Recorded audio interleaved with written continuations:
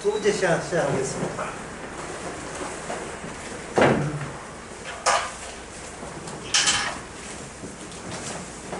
악인이 뭔가를 알았어요. 이거 주님의 입장이기 때문에. 주의 이름에 시선을 볼 때 악인이 뭐고 그리고 성도는 뭐냐 알았습니다. 성도는 항상 없어요. 없고 악인에서 생산해내는 겁니다. 악인에서 출발해야 성도가 나오는 거예요. 그런데 이 악인은 이게 방어적입니다. 방어적이란 말은 이 안에서 그냥 저항해요. 그래야 이게 인간이지만 그 안에 악이 들어있다는 것이 확인돼요. 악은 하나님에 대해서 저항을 할 때 이게 악이 돼요. 저항 없는 악은 없습니다. 이게 항상 방어적이고 저항합니다. 이것이 우리의 인생, 우리의 몸 안에서 계속 이게 벌어지니까 힘든 지옥의 참상을 우리는 미리 삶을 통해서 경험하게 됩니다. 삶을 통해서. 그래서 이 삶을 통해서 경험하면서 여기서 악인에서 성도가 확인되는 순간 여기서 뭐냐 하면 찬송이 나옵니다. 찬송. 찬송이 나온 순간은 내가 어떻게 되든 나는 잊어버렸습니다가 이 찬송의 내용이 돼요. 가사 내용이 됩니다. 주여 저에 대해서 주께서 저를 잊어버렸듯이 저도 나에 대해서 기억나지 않게 하옵소서. 잊어버리게 하옵소서. 이걸 다른 말로 하면 나의 악을 기억하지 마옵소서. 다른 말로 하면 주의 죄를 용서해 주옵소서. 나에게 지은 모든 죄가 없어지게 하옵소서. 그 죄가 뭐냐면 내가 뭘 짓는 게 아니라 내 자체가 죄 소지선하게 내 자체가 죄가 되거든요. 주여 저를 잊어달라. 그게 기쁨입니까? 기쁨에서 나온 찬송이 되는 겁니다. 시편 6절 5절에 6장 5절에 보면 6편 5절에 보면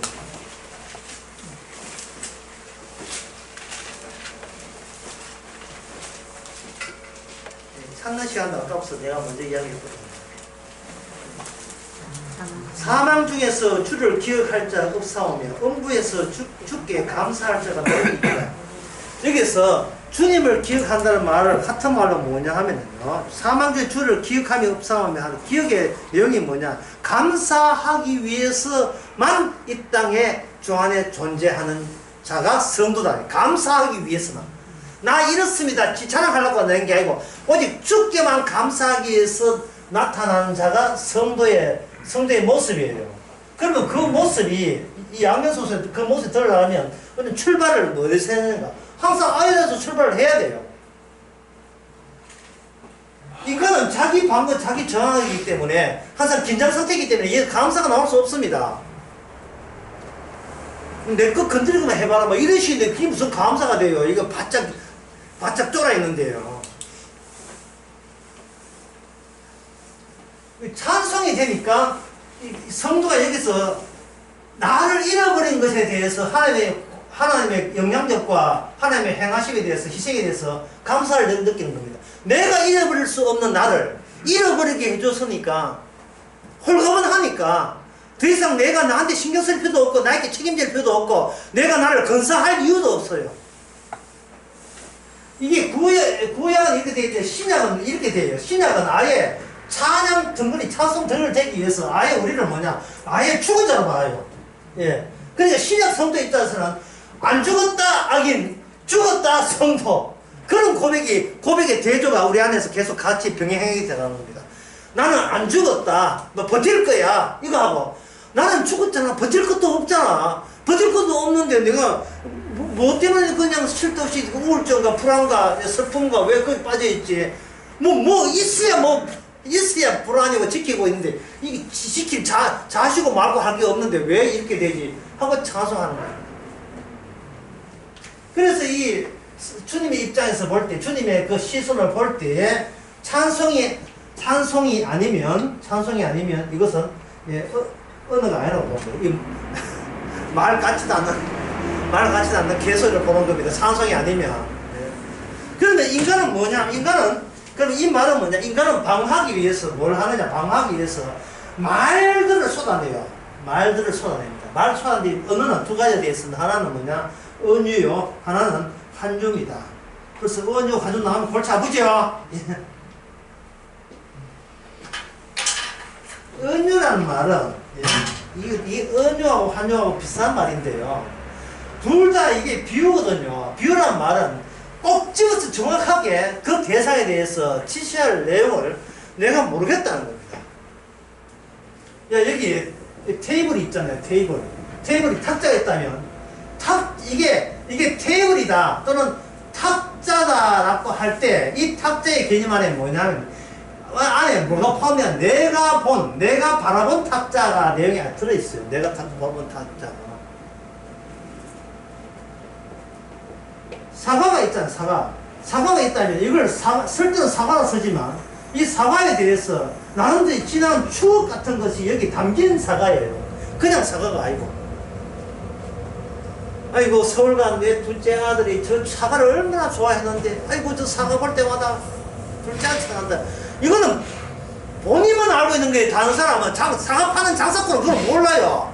당신 둘째 아들 사과쌤이 이럴 수가 없다. 그 말을 하고 난 뒤에 당신이 그렇게 좋아하는 둘째 아들 사과 한 상자 사시죠. 이렇게 되지만 그걸 듣기 전에는 이 사과는 그냥 사과일 뿐이죠.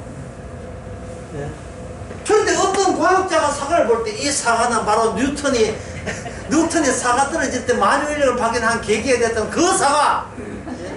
나는 그런 법칙 한번 만들어 봐가지고 세계적인 노벨상 탄 적이 있다. 그런 내용으로 사과를 본다니까요. 또 어떤 목사도 사과를 볼 때마다 내가 설교하니까 교인들이 듣기 싫다고 사과 던지는 얘한테 사과 집어 던졌어. 그 사과 꼭 그렇게 사과에 대해서 어떤 지시를 하거나 말을 내뱉거나 글자를 쓸 때 나를 비켜서 정확하게 그걸 이야기할 수 있는 그런 방법은 인간에게는 없습니다. 다 자신의 선입감을 집어넣어서 모든 걸 표현하게 되어 있어요. 단어는 동일한 사과지만 모든 그렇게 되어 있다. 그러니까 이 세상에 어떤 피조물도 그냥 인간 가만두질 않아요. 전부 다 내게 의미가 되도록 다 내 일방적으로 내한테 차용해서 거기다가 용어를 갖다 붙이는 겁니다. 태양도 마찬가지고 달도 마찬가지고. 어제 제가 오설교한 것처럼 달, 태양 열심히 연구하고 달의 밀도가 어떻고 뭐 가는데 뭐 며칠 걸리고 몇 시간 걸리고 다 계산해봤자 원래 달과 혀의 주인공은 따로 있거든요. 누구십니까? 우리 주님이잖아요. 그 마태복음 8장에 나오는 예를 잠시 하게 되면 갈릴리 바다에 예수님과 12 제자가 배를 타고 갔습니다.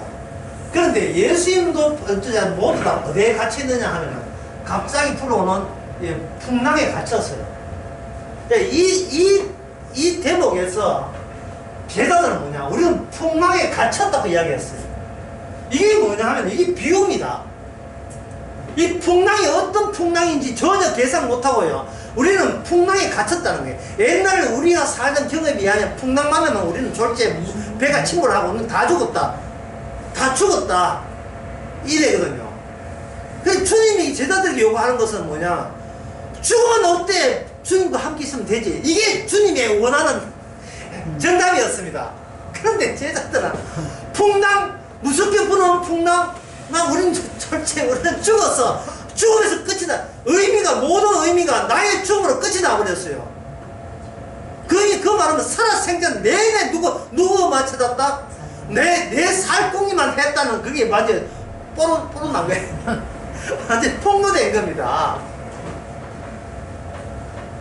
주님께서 풍랑이 일어날 때 풍랑에 갇혀있다. 다른 말을 하면 풍랑에 갇혔다는 말은 어디에 갇혀있다? 죽음에 갇혀있다를 저절로 그만 고백을 한 셈이에요. 이 말은 뭐냐? 죽음 밖에 대해서는 우리가 불가능하다는 것을 고백한 거예요. 죽음 밖에서 불가능하게 되면 죽음 죽기 전에 있던 모든 가능성도 실은 가능성이 아니고 그게 오인한 거고, 그게 오인한 세상을 잘 보고 있는 겁니다. 주님께서 일어나서 제일 먼저 풍랑 꾸짖는 게 아니고 먼저 제자부터 먼저 꾸짖었어요. 왜 믿음이 없는가? 다른 말을 하면 왜 혼자 사느냐? 어떻게 세상을 끝까지 네 혼자 사냐? 네가 판단한 대로, 네가 생각한 대로, 네 과거의 천의까지 위해서 네가 의미를 주는 그 방식이 아직도 왜 그렇게 유지되는가? 그럼 나는 뭐 폼으로 있냐? 뭐예요? 그러니까 그 말은 뭐냐? 제자들이 예수를 볼 때 믿습니다 하는 것은 뭐냐면 내가 살기 위해서 당신을 이용하겠습니다는 뜻으로 믿습니다는 단어를 사용한 거예요. 그게 악인이에요. 지금 제자들은 슬기로운 지옥생활을 하고 있는 겁니다. 주님께서는 이 슬기로운 지옥생활을 뭐라고 하는 살기 있는 지옥생활을 바뀐 거예요.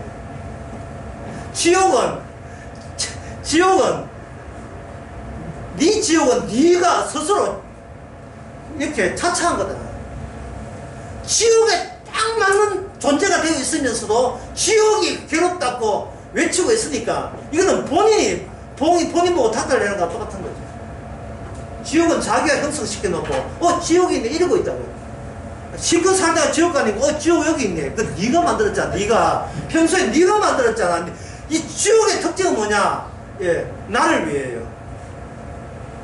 천국의 특징은 주를 위하여 말 맞는데요. 그걸 바꾸겠습니다. 나를 위하지 않는 세계.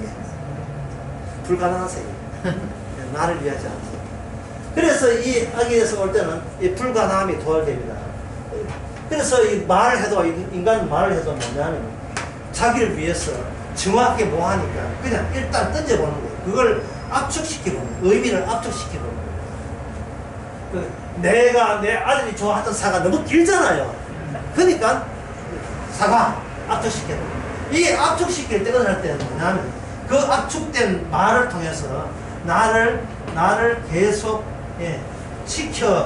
지켜내는 식으로 방어적이에요. 방어적. 방어가 연습되면 그게 공개되는 거예요. 방어하기 위해서 공개하거든요. 방어적이에요. 인간은 자기 자신을 지키려 하니까 무조건 방어적이에요. 방어적인데 그렇게 극한 환경에서 방어적은 두 가지 방식이 있어요. 하나는 파괴적이에요. 정 안 되면 죽으면 되니까 파괴적. 나를 파괴하시라도 나를 지켜주시는 거예요. 파괴적. 예를 들어서 교양 있는 채 평생을 한 40년씩 결혼생에서 교양 있게 살아왔던 그 가정주부가 어느 결정적 순간에 남편 바람 빼는 소리 듣고 이 교양을 나 교양 지키면 남편이 잘해줄 줄 알았는데 기기 소리 듣고 와! 이제 히스테리 방해가지고 그릇 다 깼고 남편하고 찍은 사진 다 찢어버리고 남편 주는 다이아는 비싸니까 꼭 챙겨놓고 앞에도 니 죽어 내 죽자 이렇게 발작 일으키는 거. 그러면 남편이 좀 교양 있게 교양은 방어적이에요. 자기가 파괴되기 싫어서 교양 있게 하기 방어적입니다. 또 하나는 뭐냐면 자기를 스스로 방어하는 방법은 자기를 독보적으로 드러내는 방법이 있어요. 옛날에는 그 여자가 자기가 참을 때는 빨간 립스틱을 발랐거든요. 이 립스틱을 짙게 발랐잖아요. 빨간색으로. 뭐 시커멓게 붙이기도 했지만 빨간색이거든요. 요즘은 뭐냐면 빨간 구두. 확 돋보여 빨간 구두. 예? 자기 딸하고 싸워가지고 회사 회장되는 김민길 나오는 드라마 100회 끝나는 거 그 KBS2에서 빨간 구두 있거든. 구두 공장 가가지고 회사 찍 놓고 싸우고 하고 지 아들 딸인 줄 모르고 죽이다 두 번 죽이다 하는 그런 드라마 했어요. 참 그거 드라마 보는 사람들 인내심 대단했대. 지도 나가자는 드라마를 100개나 본다고.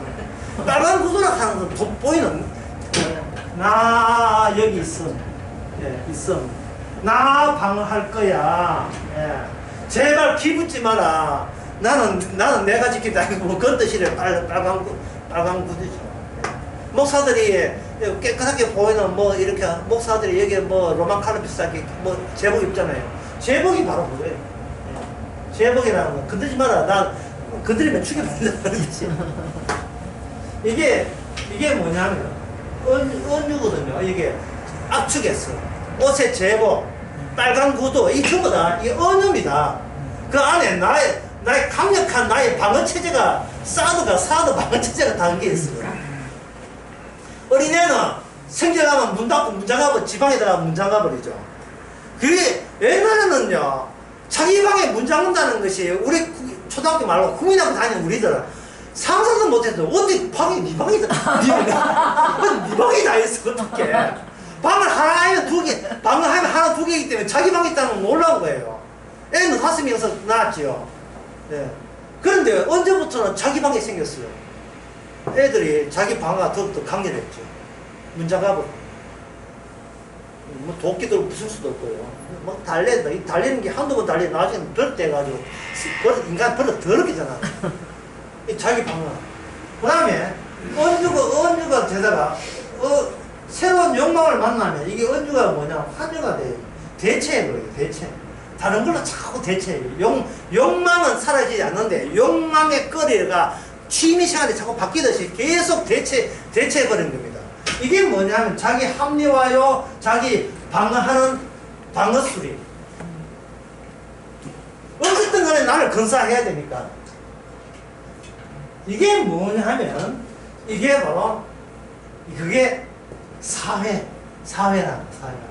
사회는 사람을 만나는 게 아니고요. 지구상 안 나가도 사회에 통용되는 말과 언어를 만나는 게 이 사회에 대해서. 인터넷으로 만나는 모든 게 이게 사회입니다. 사회는 욕망의 바다예요. 욕망이 춤추는 바다. 그러니까 내 방을 위한 말을 할 때 그 동일한 말을 타인은 어떻게 사용하느냐.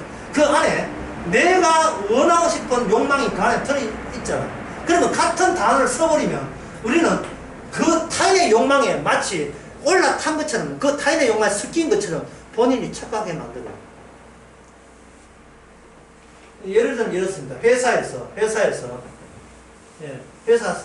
오늘 아침에 이 물건을 대리점한테 2시간 내에 이 물건을 트럭시에다 다 옮겨.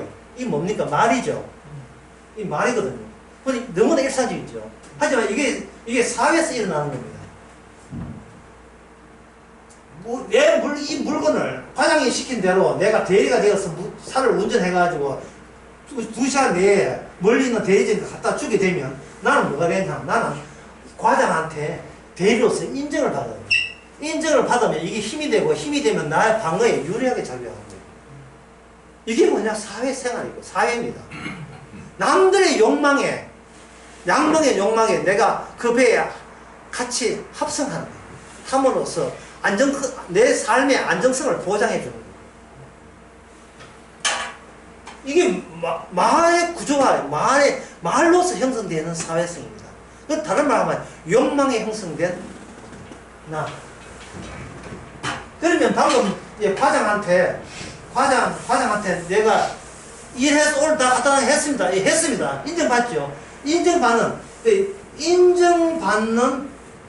나. 이거 왜 잘 되나? 인정받는 나와 내가 원하는 나와 이걸 동일시 될 때, 이걸 동일시 되는 거예요. 이건 자기만의 상상한 겁니다. 했는데 대리점에서 연락이 왔어요. 물건 운반 쪽 누가 했습니까? 똑바로 하자. 물건 운반 이거 하자 생겼습니다. 갑자기 예상 못한 여기 이렇게 과장하고 나는 인정받았는데 여기 대리점 점장이 이게 푹 들어왔죠. 그러면 나는 여기서 뭐냐? 결여가 생겼어. 결핍이 생기면서 나의 동일성에서 깨어져요. 깨어지게 되면 아이고 그거 몰아드려야죠. 내가 빨리 가서 내가 하자 보수해 드리겠습니다. 할 때 이게 뭐냐면 이게 새로운 내가 되어야만 하는 그 아픔을 겪는 겁니다. 이게 방금 한 게 이게 살기로운 지옥생활입니다. 살기가 넘치는 지옥생활. 이게 언어의 명령과 지시에 타인의 욕망, 그런 것들이 우리가 아이고 어떤 사람은 죽으면 각 죽으면 좋겠다 하지만 주께서는 이 삶의 지평에다가 의도적으로 이걸 거기다 보내버립니다. 삶의 지평에다가 활동하도록 해버려요. 왜? 우리 속에는 악인이 있기 때문에. 그렇게 활동을 해줘야 내가 불가능한 찬송이 나오기 때문에 그렇습니다. 하루 종일 생각하는 것이 남들로부터 이제 인정받아야 되는데 과장한테 인정받아야지만 어디까지 인정받아야 되는가? 대리점 점주한테 또 인정받아야 돼요. 그래야 내가 오늘 편히 퇴근을 할 수 있어요. 안 그러면 퇴근을 못해요. 힘들 때는 차라리 죽는 게 낫지, 꼭 이래가 살아야 되겠냐 하는 생각이 되죠. 죽는다는 것은 뭐냐면, 이거 죽는다는 것은 파괴적입니다. 그런데 문제는, 이게 죽으면 된다고 생각하는데, 이게 문제는 죽음에 대해서 주님의 이름이 알려주는 개념의 죽음의 개념이 내 개념하고 다릅니다. 내 개념은 내 죽으면 그만이지만, 나는 없었다고 하지만, 주님의 이름의 개념은 이게 죽어도 악한 자로 부활되어버려요, 이게. 아, 골치 아픕니다. 한번 태어난 것은요, 소멸되지 않습니다. 내가 내 마음대로 안 돼요, 이게. 안 되게 돼 있어요. 그러면 여기서 이제, 첫째 시간 그렇게 기분 좋다가 둘째 시간 오니까 또 기분 또 흔들리죠. 대안이 있어야 되죠. 대안이 뭐냐? 히브리서 11장입니다. 히브리서 11장. 믿음은 바라는 것들의 실상이요 보지 못한 것들의 증거다. 믿음은 너가 헛상임을 알려줍니다. 여기 믿음은 인격화돼야 돼. 이게 누구냐? 예수님입니다. 예수님과 나의 사이, 예수님은 너를 헛상으로 다루어지니까 이게 증거가 됩니다. 주님만 실상이고 너는 헛상인 것을 보여주는 증거로서 너가 내 세계에 동원되었다는 겁니다. 그래놓고 여러분들이 잘 아시죠? 11장 여러분들은 어떤 사람은 거의 줄거리 다 아는 사람 있죠. 네. 제가 이야기해 볼까요? 에녹은 죽을 때에 항상 뭡니까? 죽을 때에. 그래서 이 신앙인, 히브리서 11장에 나온 신앙의 특징은 그 믿음이 발현되는 시점이에요. 항상 본인이 자살한 순간이 아니고 주님이 그 본인의 방어선을 없애버리는 그 순간이에요. 다시 말해서 악인과 성도 사이에 주님께서 무슨 자리를 준비했는가? 죽음의 찰나 순간을 말해놓고 여기서 인간의 방어적 언어가 찬송으로 바뀌는 순간을, 타이밍을 의도적으로 만들어 놓은 거예요. 말로 할 때만 하지 말고 그냥 11장 찾아보고 하나하나 찾아나갑시다.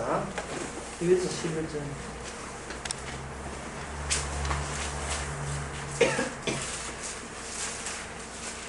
믿음은 바라는 것의 실상이요, 예수님은 실상이요, 우리는 허상이라는 뜻이거든요. 보이지 못하는 것들의 정근이 예수님이 마련한 현실에 우리는 하나의 증거로 이 허상이 필요했다는 겁니다. 허상이지만 필요한 거예요. 우리 같으면 허상이니까 그냥 내버려 두셔야 되는데, 허상이니까 실상을 보여주기 위해서, 실상 앞에서 꼭 필요한 허상으로서 우리는 여기 다루어지는 겁니다. 선진도를 이렇게 해서 뭐냐 하면, 이 세상, 나타난 세계 말고요, 나타난 세계를 나타나게 하게 한 보이지 않는 세계, 그 세계가 무슨 세계냐? 말씀의 세계. 그 말씀의 세계를 보여주기 위해서 주님께서는 툭툭 던지듯이, 푸딩 안에 금포도 있듯이요, 툭툭 던지듯이 우리에게 금포도로 이렇게 심어 놓은 거예요. 이거는 우리가 헛상이기 때문에 실상의 조치지 내가 하는 조치는 아닙니다. 가서 물 좀 끌어들어갖고.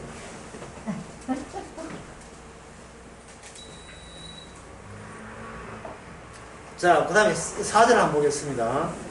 믿음으로 아벨은 가인보다 더 나은 제사. 여기 믿음을 뭐로 바꿔놨겠습니까? 예수님께서는 아벨보다, 예수님께서는 가인보다 아벨을 더 나은 제사로 수용했습니다. 수용했으니까 아벨은 졸지에 뭐가 되었어요? 허상이 되었죠. 자기가 자기를 지킬 이유가 없다 이 말이죠. 아까 했잖아요. 죽음의 순간에 자기가 지킬 필요 없어요. 그 가인은 본인이 허상인 것을 자기가 자기를 바라보니까 누가 바라보주는 사람이 없기 때문에 자기가 실상인 줄 알고 끝까지 자기를 지키려고 하는 거예요. 지키려고 하는 그 결과가 뭐냐? 아벨을 죽일 수밖에 없었습니다. 그래서 가인보다 더 나은 제사를 드렸다는 말은 이 세상에서 아벨 같은 방식으로 일관되게 주께서 일하신다를 보여주는 겁니다. 그래서 더 나은 제사를 드림으로써 의로운 자라 하시는 정을 얻으세요. 의로운 자라 하는 정을 얻었다는 말은 주께서 개입하지 않으면 어떤 곳에도 성도, 거룩한 자, 의로운 자, 의인 발생되지 않는다는 것을 아벨을 통해서 보여주는 겁니다. 이 아벨은 의인이 아니에요. 아담의 후손이기 때문에 의인이 될 수가 없어요. 의인이 될 수 없었는데 의인이 된 것은 누가 개입해서 그래요. 그래서 그걸 가지고 그 개입된 그 주님과 하는 아벨 사이에 뭐가 형성됐습니까? 믿음이라는 것이 형성됩니다. 그 다음에 믿음으로 에녹은 죽음을 보지 않고 옮겼었으니 이게 에녹이 하는 역할은 뭐냐 하면 에녹이 하는 역할은 죽음이 다가 아니라는 것을 보여주는 역할. 그 다음에 노아 봅시다. 믿음으로, 그러니까 믿음이라는 말을 예수님께서 노아에게 아직 보지 못하는 일에 경고하심을 받아 방주를 예비했다. 근데 방주도 아무것도 아니고 노아도 아무것도 아니고 예수님의 그 흔적이 계속 남는 거예요. 다윗 같은 경우에는 다윗은 무엇에 징조락했습니까? 하나님의 일을 하시는 징조예요, 다윗은.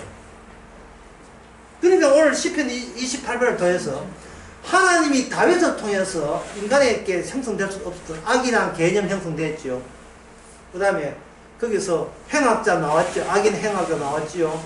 그리고 그 사라 생전에 찬송이 되고 그 다음에 이제 잠깐 히브리서 잠깐 하기 전에 시편 28편 몇 보면 5절 한번 보겠습니다.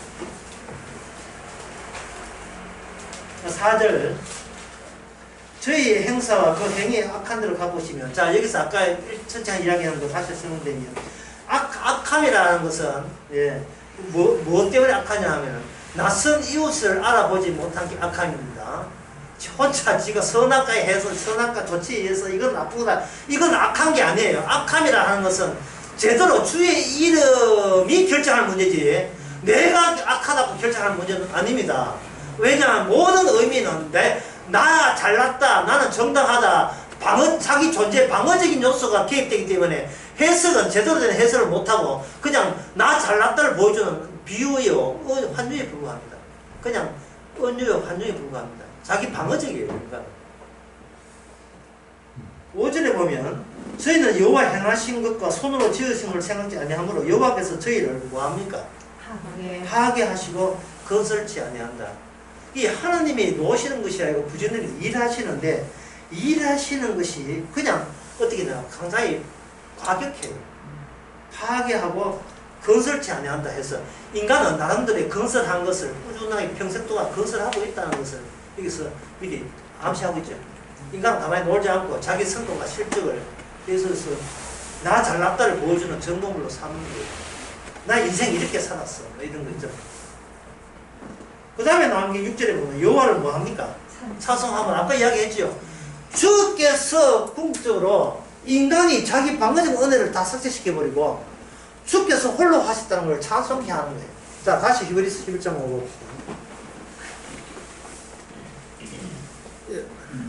노아의 요성은 장래일을 예고하는 거죠. 그러면 첫 번째 아벨의 입장에서는 죽어도 좋아. 그 다음에 나오는 에녹도 마찬가지로 에녹은 하나님과 동행, 하나님과 함께 하심. 그 다음에 노아는 이럴지 거기에 장래 일에 필요한 것을 자기가 생산해내는 이런 요소가 누적이 되면서 오늘 성도한테 이 요소가 다 다 들어있습니다. 예, 뭐 노아하고 상관없는 게 아니에요. 노아에게 주어진 그 취지가 성도 되게 생산된 성도 안에 다 담겨 있어요. 그러니까 우리가 숙제 있다는 말이 아니고 그냥 우리가 무슨 행동을 해도 주께서는 그 자기 숙제이기 때문에 자기가 뽑아내는 겁니다. 우리는 한가한데 주님은 바빠요. 우리를 통해서 되게 바빠. 항상 이 점이 어렵기 때문에 다시 한번 하겠습니다. 항상 우리의 시작은 뭐로 시작한다? 악인부터 시작해요. 그리고 성도는 누구 몫입니까? 주님의 손시예요. 그래서 우리로 하여금 성도를 다시 악에다 돌리는 계속 돌리는 가운데서 아벨 요소 튀어나오고 툭 아벨 요소 툭 에녹 요소 툭 노아 요소 계속 돌리면서 나오는 겁니다. 이 전체가 우리로 하여금 찬송돼야 합니다.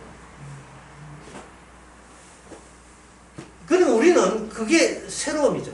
이거는 내가 장래를 생각하는 이건 노아 요소구나. 성도를 통해서 그 노아 요소에 대해서 늘 감사하게 되는 겁니다. 동시에 노아 같으면 앞에 있는 에녹과 아벨 요소가 노아에게 또 중첩되는 겁니다. 그 다음에 봅시다. 그 다음에 아브라함 나오죠. 아브라함은 뭐냐 하면 알지 못하는, 아브라함은 장래에 기업을 발 땅에 나갈 때 갈 바를 알지 못했죠. 알아버리면 안 된다는 거예요.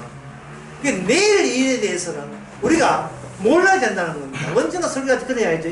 인간에게는 내일이 없다고요. 내일 되면 오늘 되어버리니까 내일은 영원히 없어요. 이 말은 뭐냐? 인간은 시간 속에 있지 인간의 시간을 장악할 수가 없습니다. 갈 바를 알지 못하는 겁니다. 그냥 오늘 오늘 해운대 놀러 갈까요? 갈 바를 몰라요. 해운대 가면서 차소가 날 줄도 모르고 해운대 결정하는 것은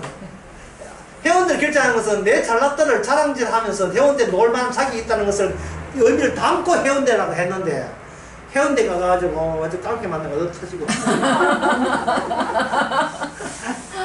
내가 이렇게 무가치한 존재라는 그건 아무도 모르죠.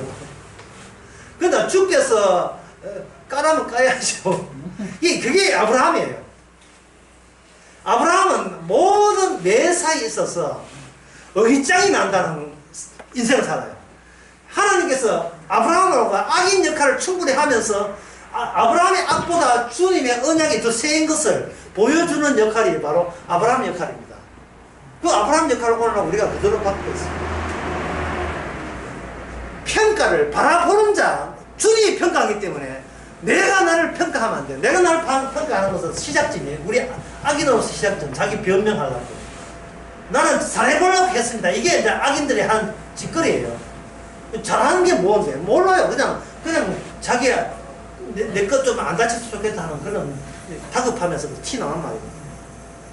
그 다음에, 11절에 사라가 단산하였다. 사라가 그 젊을 때 애기 놓을 수 있었지만 늙어서 결국은 애기 못 놓고 사라는 애기를 못 낳는 여자로 끝나죠. 그렇게 하는 것이 바로 뭐냐 하면 이 보이는 세계와 나타난 세계 말고 보이지 않는 세계.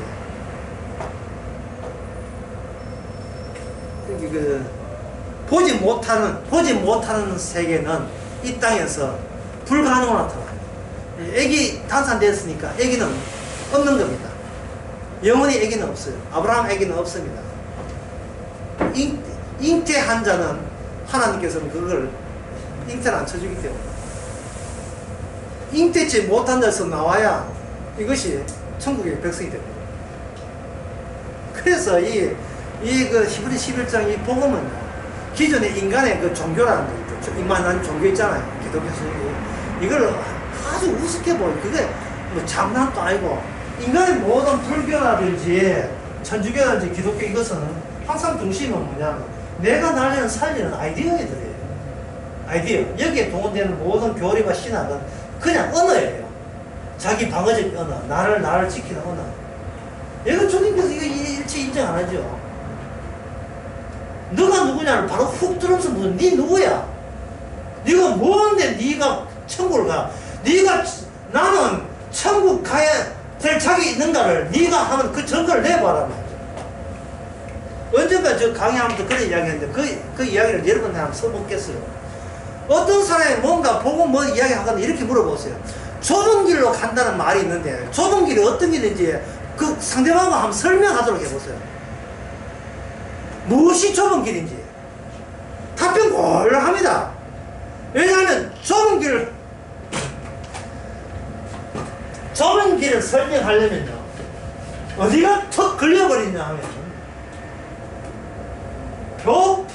보편적이면서도 보편적이지 않는 요소를 설명해야 돼요.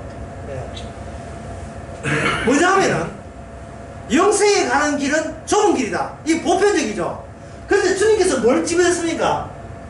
찾는 이가 없지요. 찾는 이가 없어요. 찾는 이가 적다 없다 같은 말이에요. 찾는 이가 적지요. 그러면 보편적인 것은 어디에 스크램에 막혀있는 거예요? 사람들이 선호하는 것에 막혀있는 것이 좁은 길인 거예요. 이것을 설명할 때, 이것을 어떤 사람이 설명할 때에 너는 그러면 보편적이냐 보편적이 아니냐를 물어봐라. 네가 인간이야 괴물이야 물어보면 똑같은 거예요. 나는 괴물이다 하면 그 사람이 영생의 길을 가고 있고요. 나는 인간이다 하면 그건 탈락이야. 왜? 인간들이 니도 인간 나도 인간 그건 숫자가 많아지잖아요. 많은 사람이 가는 것은 피가 어디 갑니까? 많은 사람이 동의하고 진리를 인정한다면 정통개혁신학 인정한다면 그건 어디 갑니까? 지옥 가는 거예요.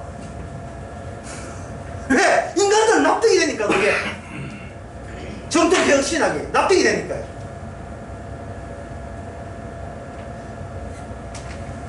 이런 거 마찬가지예요. 너는 2단 될래 2단 안 될래? 보편적인 건 뭡니까? 난 2단이 아니고 정통개혁식 이렇게 하죠. 그러나 태어난 것이 뭘 태어났습니까? 2단으로 태어나 2단에 누워 2단을 바라나 본다 이래. 태어나기를 2단으로 태어났는데 2단 안 된다는 말은 그 자체가 2단이죠 뭐.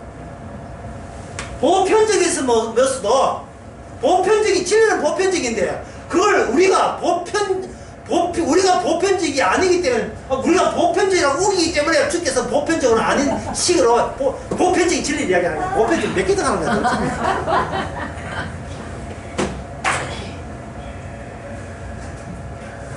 모든 사람이 동의하기 때문에 그거는 진리가 아닌 거예요. 그게 좁은 길 설명해보라 하면 그 사람은 버벅거릴 수밖에 없어요. 좁은 걸 설명해봐요. 영생의 길이 거기 있습니다. 그럼 당신은 그러면 영생의 길을 싫다는 말을 하는 게 아니고 당신은 찾지 않는 쪽에서 갈래니까는 많은 사람한테 인정받고 싶어요. 그 이야기다 이 말이죠. 근데 영생은 저쪽인데 내가 사람한테 무시당하면 그건 싫다는 거예요. 근데 이게 좁은 길이에요. 어떻게 설명하라면 설명하지만 매 행동에 그걸 주께서 그걸 지적하고 물으신다면 어떻게 하겠어요? 그 모든 행동에서 모든 사람이 코로나가 마스크 쓰는데 이건 보편적이잖아요. 나는 이게 안 쓰면 빨리 죽을래. 마스크 쓸 때 쓰셔도 괜찮아요. 그런데 이게 빨리 죽으려고 썼으면 괜찮다니까요. 그 살려고 썼으면 이거는 스스로 좁은 길을 지금 부정하는 거예요. 부정하는 행동을 보인 겁니다. 갑자기 마스크 써가지고 성도 아닙니다. 그런다고 또 이야기 듣고 마스크 벗으면 그것도 지옥.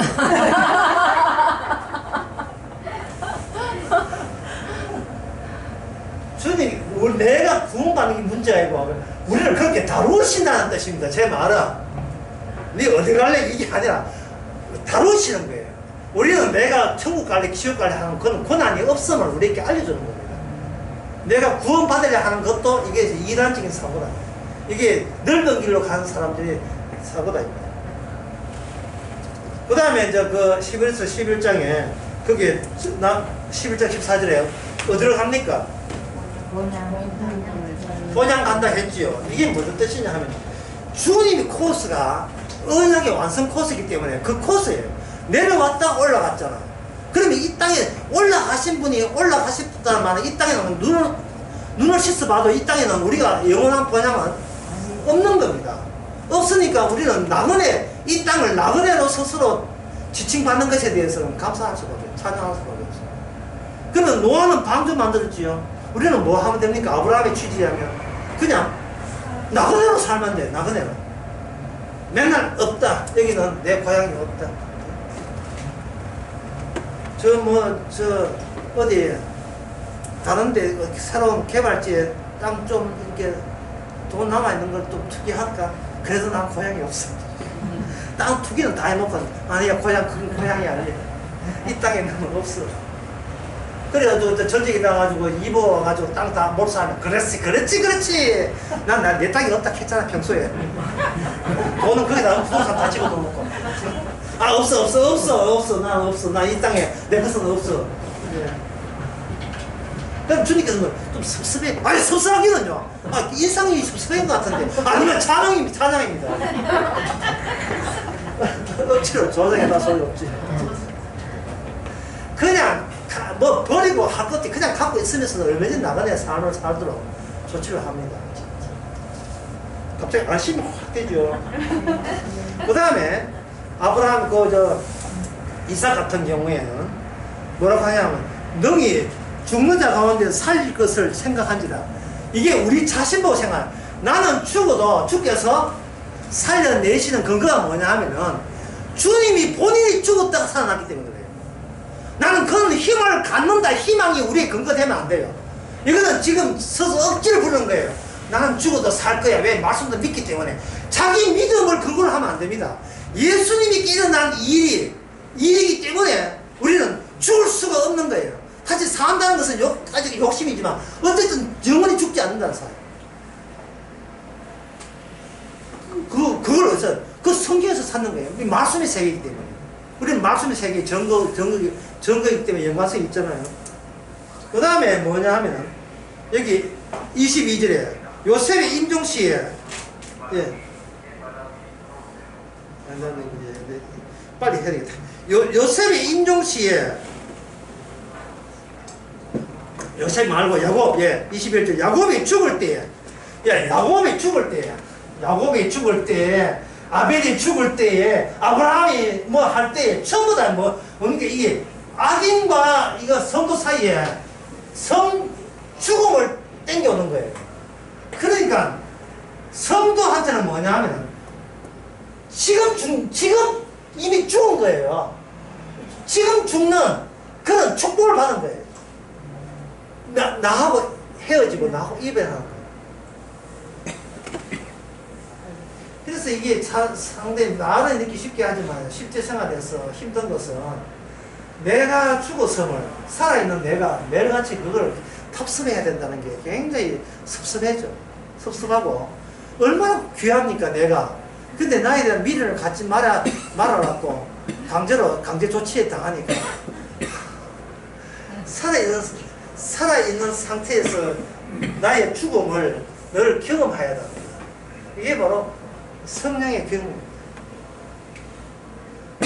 어제 낯설 그런 이야기 했잖아요. 자기 연민, 자기 집착, 이게 뭐냐면, 몇 석생이냐 하면, 이 바로 운다는 것, 우는 것. 내가 운다는 것은 여전히 나는 나를 못 보내고 있다는 것입니다. 나를 보내지 않고 운다는 거. 근데 운다는 게 생각해서 우는 게 아니고 우선 울음부터 먼저 시작하고 그 의미는 그 다음에 해설은 그 뒤에 해요. 내가 왜 울지? 아니 웃어야 돼. 근데 얼굴은 우는데 눈물은 왜 나지? 이게 눈물이냐 빗물이냐 비도 오지 않는 거죠. 비가 와야 빗물이죠. 아들에게 죽을 때 아들에게 어긋맞게 축복하고 지팡이 위에다가 손을 얹고 축복하고요. 그 다음에 요셉은 임종시에 자기 해골을 가지고 들어가라. 이 말은 약속이 나보다 더 세다는 거죠. 내가 이렇게 된 것은 내 실력이 아니라 약속이 강하게 나를 쥐고 있기 때문에 그렇다. 그 다음에 24절에 보면 모세는 장사하여 백성들의 고난받기를 잠시 죄악에 나갈 누리는 것보다 더 좋아하고 모세가 움직임으로써 첫째 하는 거 그대로 나옵니다. 모세가 움직임으로써 악과 그리고 새로운 의가 모세가 움직임을 보일 때 이게 구분된다는 말이죠. 그 내가 구원받는 게 목적이 아니고 나를 주께서 다루심으로써 이 세상에 무엇이 지옥 가는 사람이고 무엇이 천국 가는 사람인지를 골라내는 작업에 우리를 현장에 투입하는 거예요. 우리는 일찍이 지게차 또는 포크레인 같은 거예요. 도로공사에 포크레인 동원된 기계예요. 기계 주인 운전사는 누구냐? 주님이 올라타가지고 우리를 하여금 천국 지옥을 이 세상을 평소장 정리하는데 동원되는 겁니다. 뭐 가고싶은 사람 누가 있어요? 아무도 없죠. 그러나 성도가 등장하게 되면 이 소자한테 잘해준 것이 나한테 잘해준 것이라 그게 이제 양들에게 해당되지만 그 뒤에 말도 성도한테 못해주는 것도 곧 나한테 못해주는 것이다. 이게 그 이야기를 할 때 누가 놀라겠어요? 그 불신자가 어머 무슨 거나 이러겠습니까? 누가 놀라겠습니까? 성도 본인이 놀라는 거예요. 그러니까 성경 말씀은 성도 보고 이야기하는 것이지 불신자 먹혀라고 이야기하는 협박 공간용으로 살아가는 게 아니에요. 야, 내가 그 정도였어. 본인도 본인의 가치를 그렇게 대단한 줄을 몰랐던 겁니다. 본인이 본인을 너무 함부로 다뤘어요. 내 중심으로 다뤘던 겁니다. 그런데 그 이야기 들으면 돌아서서 나는 뭐 대단하다 이렇게 까불다가 주님한테 얻어맞고 이랬죠. 애굽의 모든 그리스도를 위하여 모든 능력을 25절에 애굽의 모든 보화보다 더 큰 재물을 여겼다.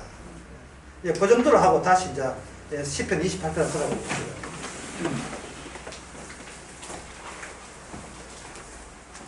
지금 우리는 슬기로운 지옥생활을 하고 있는 거예요. 자, 그 다음에 7절에 보면 28장 7절에 여호와는 나의 팔과 나의 방패시니 방패가 왜 필요합니까? 그냥 조용하게 살면 되죠. 그 깊은 산속에 자연으로 살면 되지 방패가 왜 필요합니까?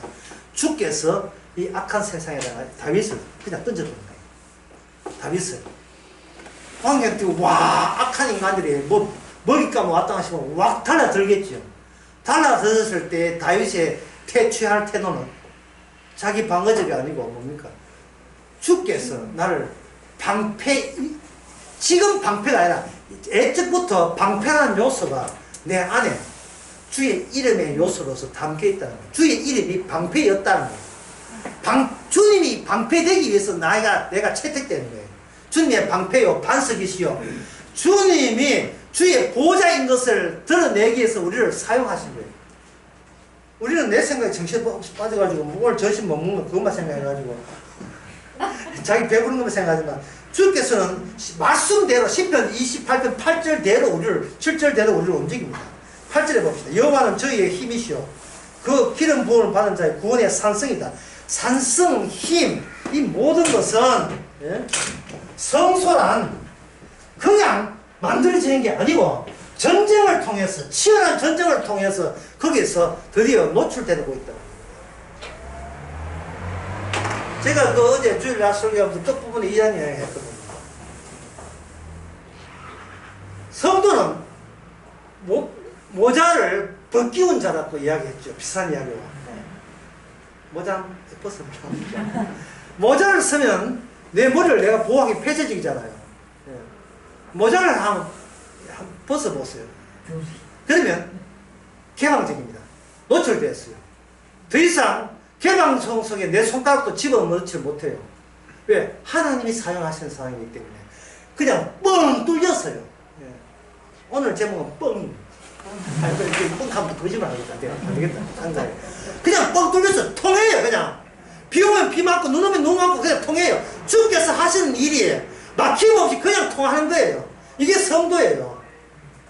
이게 성도인데 이런 말씀 다 나중에 돌아가면 다 잊어버리고 주님이야 나는 어떻게 살아요? 그런 말씀 다시 스스로 모자 쓰고 안에서 모자 쓰고 끙끙 앓는 거예요. 안에서 뭐 어떻게 뭐 이것도 믿고 저것도 믿는데 아직도 모자랍니까? 뭐 더 필요한 게 있습니까? 이거 혼자 고민하고 있는 거예요. 이 모자만 벗으면 되는데 이게 모자 벗을 생각 못하고. 그게 뭐냐? 찬송, 주님의 이 일이 마구마구 쏟아지는 그런 대상이 되는 겁니다. 그 다음에 9절에 주의 백성을 구원하시며 주의 사람에 복을 주시고 또 저희의 목자, 철저한 우리로 하여금 수동성, 피동성으로 만들어요. 철저하게 만들어요. 내가 할 수 있는 것은 아무도 없게 피동적. 이 피동성에서 순수한 찬송과 찬양이 나옵니다. 기도하겠습니다. 하나님 아버지, 말씀의 세계에 들어가게 하시는 것을 감사합니다. 치열한 다툼이 우리 안에서 벌어지게 하시되 그것이 찬송으로 나타나게 하옵소서, 감사로 나타나게 하옵소서. 예수님의 이름으로 기도합니다.